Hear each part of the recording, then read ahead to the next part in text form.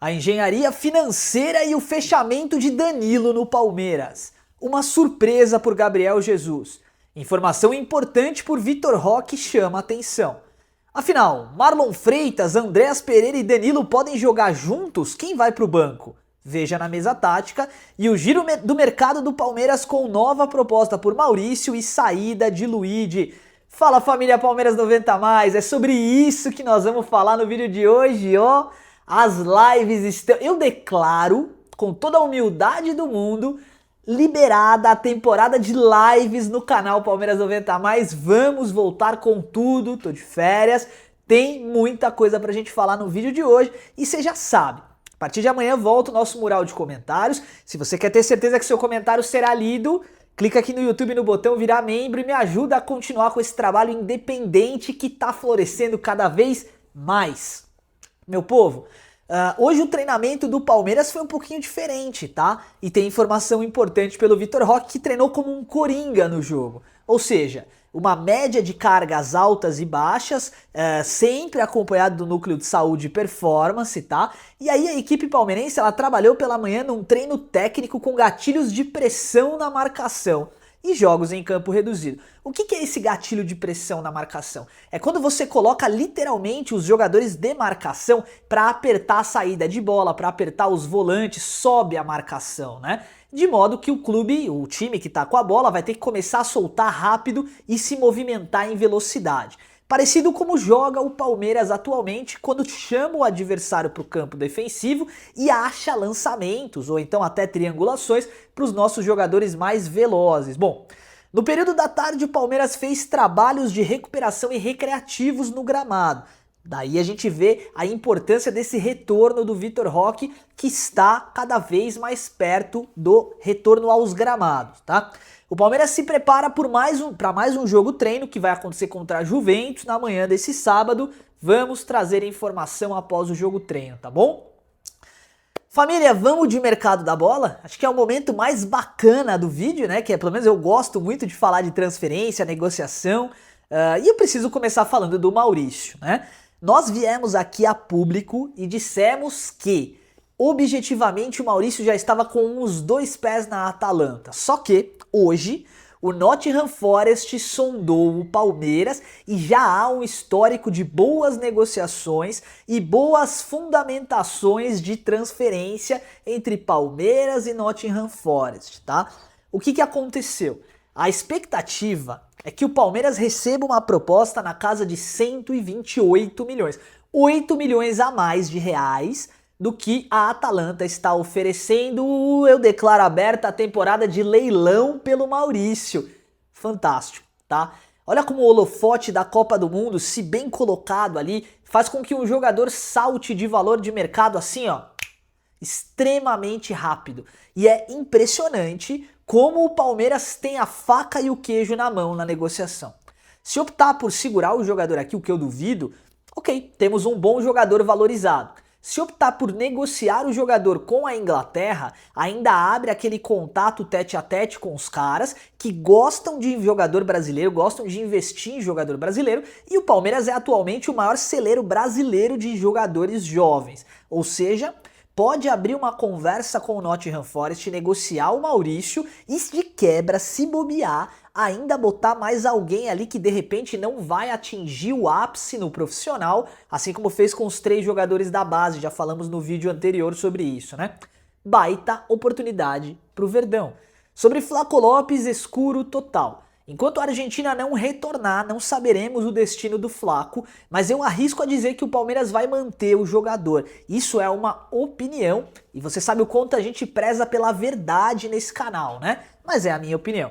Sobre a saída de Luigi, sim, é oficial, tá? O Palmeiras não vai ficar com o Luigi pelo menos até janeiro. Então, basicamente, né? Se o Palmeiras não negociar o Luigi nessa janela agora, o Luigi será negociado em janeiro. É mais ou menos isso que está acontecendo no Palmeiras. O Palmeiras só não negocia o Luigi agora se não pingar nenhuma proposta interessante. Sobre o Mikael, ex-zagueiro do Palmeiras, né, que na verdade está emprestado ao Inter Miami, a informação que a gente conseguiu é que, de fato, Mikael vai ficar no Inter Miami, eles vão comprar o jogador em definitivo e o Verdão espera receber pelo menos 28 milhões de reais, que foi o que pagou pelo atleta, para contratá-lo junto ao Houston Dynamo da própria Liga Americana, né, da MLS. Bom, de qualquer forma, o Mikael é aquele tipo de jogador que chegou, não entregou, mas que pelo menos devolveu o recurso que foi investido. Diferente do Facundo Torres, que foi negociado por um valor abaixo do valor que o Palmeiras investiu. Meu povo, agora o assunto é Danilo, tá? Vamos entender a engenharia financeira e o que está por trás dessa negociação que a gente está cobrindo aqui no canal há muitos e muitos meses, né?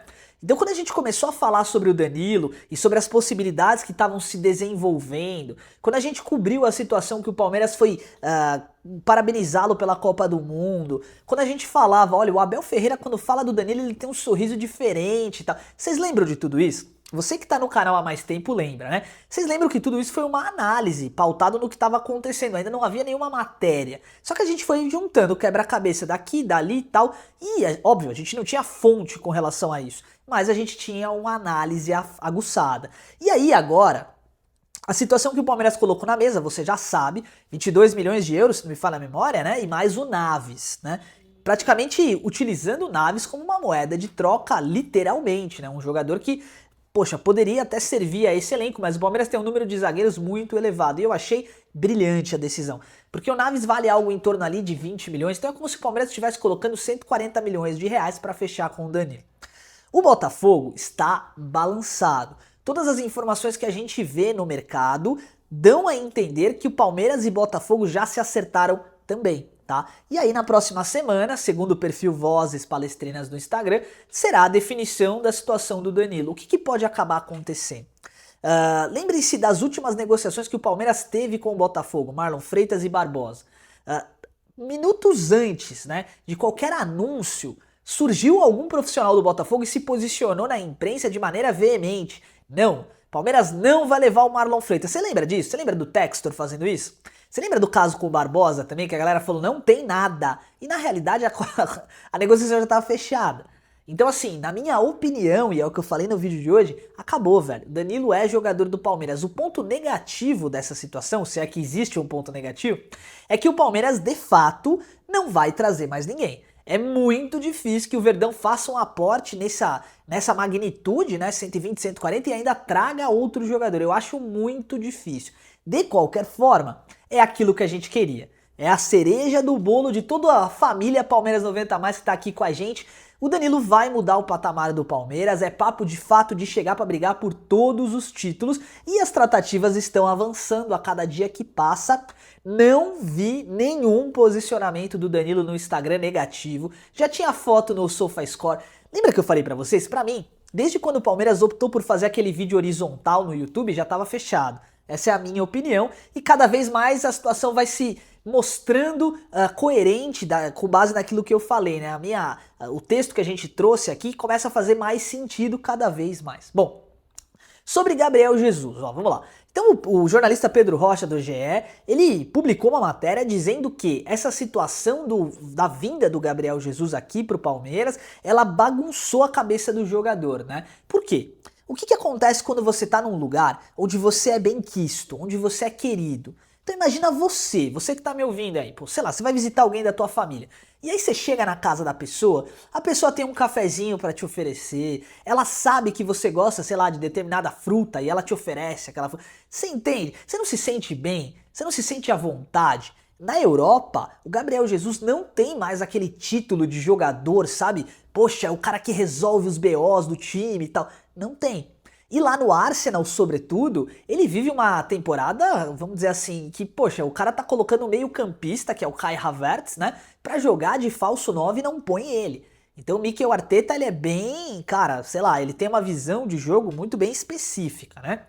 Ok, com base em tudo isso, o cara veio pra nossa casa, pra casa dele, né? Porque o Palmeiras é a casa do Gabriel Jesus. E ele teve todo aquele carinho, é jogador, é cria da academia se aproximando, são as pessoas que bem queriam ele, bem querem ele, é JP Sampaio, é o presidente, todo mundo ali. O que aconteceu com a cabeça do jogador? Deu uma bagunçada, tá? Então assim, Não dá pra afirmar que o Palmeiras vai fazer uma proposta agora, é quase impossível, pra ser honesto.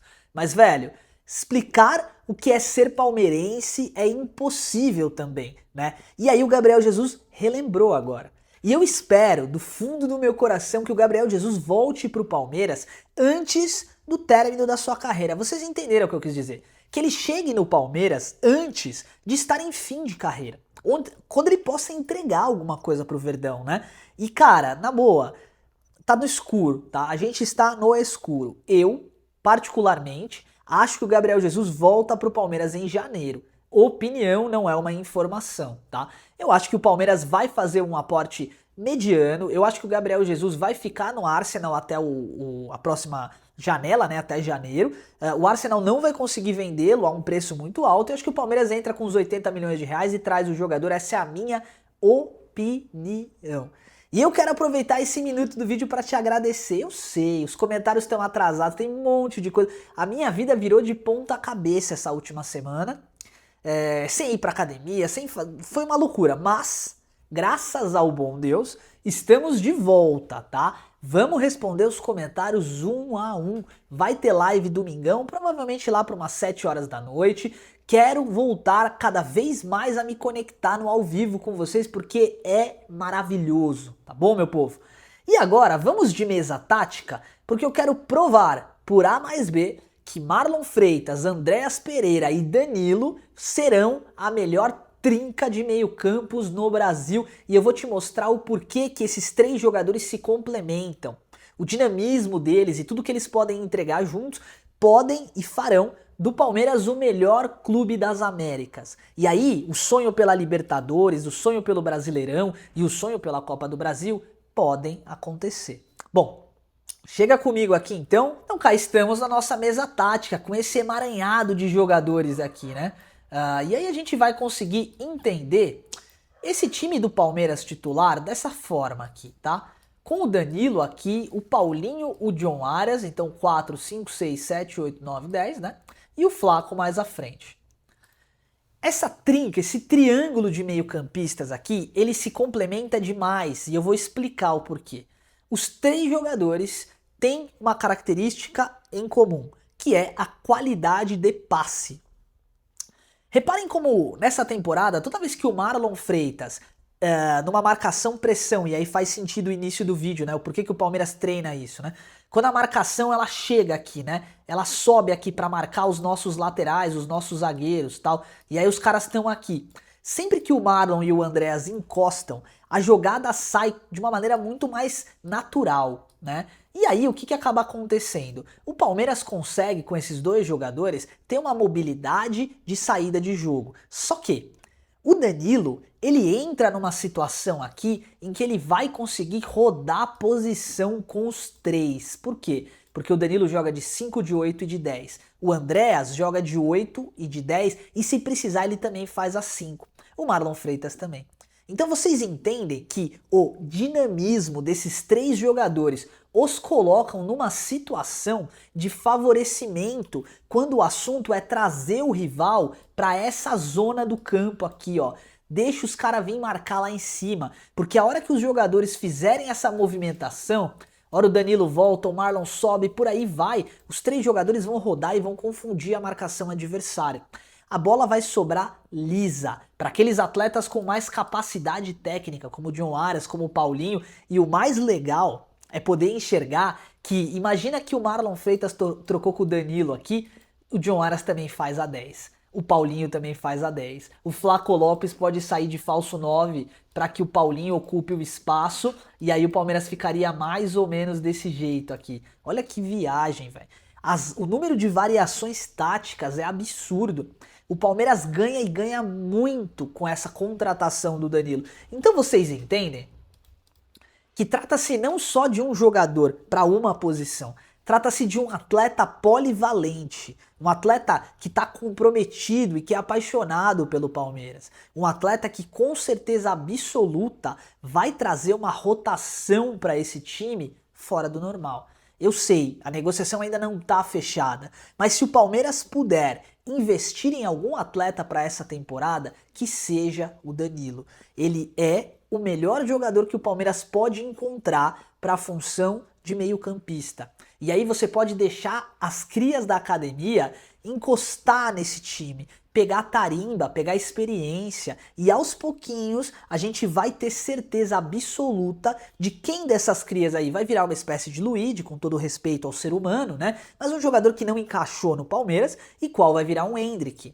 porque o moleque não vai precisar assumir a responsabilidade sozinho. É isso. O Palmeiras está focado em uma única coisa. Todos os atletas do clube, a staff, presidente, todo mundo remando para o mesmo lado. A Leila Pereira tem uma obsessão, que é conquistar a Libertadores em seu mandato. E o Palmeiras pode entregar isso a ela. E mais importante do que entregar o título, a gente precisa construir uma base sólida, ancorada numa base financeira sustentável. É isso que o Palmeiras fez. O Palmeiras optou por trazer jogadores da África, cara. Isso é inovador pro Brasil. Nenhum clube no Brasil fez isso. Foi buscar em peneiras na África jogadores com porte físico, jovens, com qualidade. E agora está colhendo os frutos de tudo que plantou. Então, família, o meu muito obrigado. Obrigado por estar aqui com a gente, obrigado por fazer parte dessa comunidade que cresce devagarzinho, dia após dia, mas que não para de crescer. Obrigado do fundo do meu coração por estar aqui comigo até o minuto 16 desse vídeo, trocando ideia e conversando. Vocês fazem da minha vida mais feliz. Obrigado do fundo do meu coração por tudo, um forte abraço, avante palestra e segue o líder porque ele ainda é verde. Fui!